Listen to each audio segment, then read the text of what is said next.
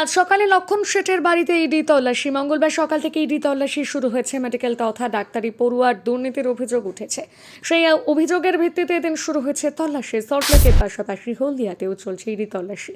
মঙ্গলবার সকালে প্রাক্তন সাংসদ তথা বর্ষিয়ান রাজনীতিক লক্ষণ শেঠের বাড়িতে পৌঁছে গেলেন ইডি আধিকারিকরা। অঙ্গীকার নামে সেই বাড়িতে এদিন ছিলেন প্রাক্তন সাংসদরা। স্বাস্থ্য সংক্রান্ত দুর্নীতি মামলায় তল্লাশি চালানো হচ্ছে। শুধু তার বাড়িতেই নয়, তার তৈরি করা বেসরকারি হাসপাতাল আই কেয়ারেও তল্লাশি চালানো হচ্ছে।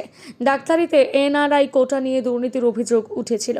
ইডির কাছে সেই অভিযোগ জমা পড়ার পর তদন্ত শুরু হয়। আর সেই তদন্তের সূত্র ধরে এদিন রাজ্যের একাধিক জায়গায় তল্লাশি শুরু হয়েছে। রাজ্যের একাধিক বেসরকারি মেডিকেল কলেজ রয়েছে এই অভিযোগের তালিকায়। তার মধ্যে অন্যতম লক্ষণ শেঠের এই কলেজ। বাম আমলে সিপিএম এর দাপুটের নেতা ছিল লক্ষণ শেঠ। হলদিয়া জুড়ে তার দাপুটের কথা শোনা যেত। বাম জামানা শেষ হওয়ার পর দল বদল করেন তিনি। বর্তমানে প্রদেশ কংগ্রেসের রাজ্য সহ সভাপতি লক্ষণ শেঠ।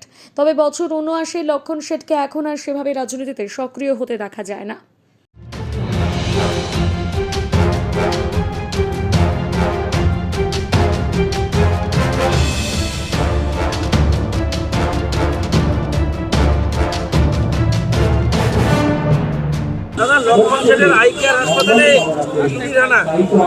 শুনুন, শুধু ব্যক্তির নাম বলা ঠিক না। পশ্চিমবঙ্গে যতগুলো মেডিকেল কলেজ আছে আমি শুনেছি সেখানেই ইডি হানা দিয়েছে। এটা নতুন কেস নয়। বেশ কিছুদিন আগে কলকাতাতে আমাদের electronics complex PSA NRI medical কোটাতে অ্যাডমিশন নিয়ে একটা দুর্নীতি হয়েছে। এতে সব মেডিকেল কলেজ যুক্ত পশ্চিমবঙ্গ সরকারের স্বাস্থ্য দপ্তর, ডাইরেক্টর অফ মেডিকেল এডুকেশন, তারা এক্সটার্নাল অ্যাফেয়ার্স মিনিস্ট্রির এনওসি ছাড়া ফ্রড করে 18 সাল থেকে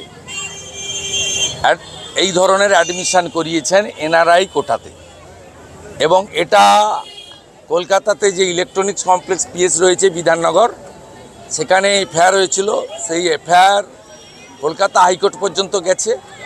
এবং যেহেতু এটাতে ফিমা প্রযোজ্য, তাই এনফোর্সমেন্ট ডাইরেক্টরেট আজকে রেড করছে। এটা অনেক আগে হওয়া উচিত ছিল। এবং শুধু মেডিকেল কলেজ নয়, 18 সাল থেকে অদ্যাবধি director of medical education DME এরা বিপদে পড়বে, এটুকু আমি বলতে পারি। বাকিটা আমি নিয়ে বলবো না, যেহেতু পাস্ট হিস্ট্রিটা জানা আছে এবং কোর্টের অর্ডার বা আমাদের কেস সম্পর্কে। এবং যারা ভিকটিম, যারা কমপ্লেনার, তারা আমার কাছেও এসেছিলেন কিছুদিন আগে। আমি যাই এইটুকু বললাম, বাকিটা ইনভেস্টিগেটিং এজেন্সি বলবে, আমি বলতে পারবো। বিগ নিউজ, সবার আগে সবার সাথে।